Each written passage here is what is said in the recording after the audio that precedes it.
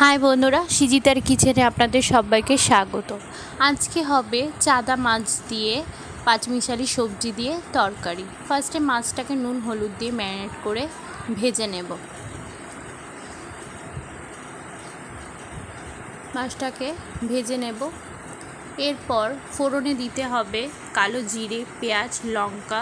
পেঁয়াজটা ভালো করে ভাজা ভাজা হয়ে গেলে আমরা এর মধ্যে সবজিগুলোকে দিয়ে দেব। মাছটা ভাজা হয়ে গেছে, এরপর সবজিগুলো সব দিয়ে দিলাম।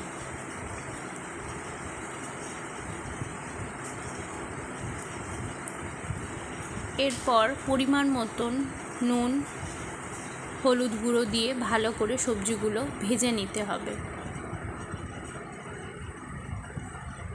সবজির মধ্যে আলু, কুমড়ো, বেগুন, বরবটি, ফুলকপি এগুলো সব লাগবে, পটল তো দিয়ে ভালো করে ভাজা ভাজা হতে দেব। আর একটু ঢাকা দিয়ে দেব।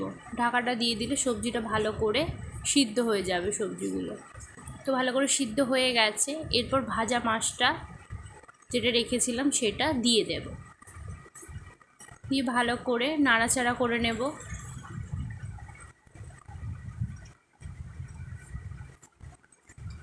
এই তরকারিটা খেতে খুবই সুস্বাদু হয়। আপনারা এইভাবে করে দেখবেন, ভালো লাগবে।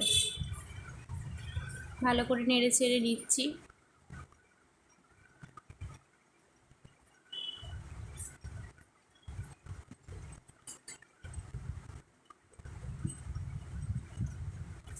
হয়ে গেল আজকে চাদা মাছ দিয়ে পাঁচমিশালি সবজির তরকারি।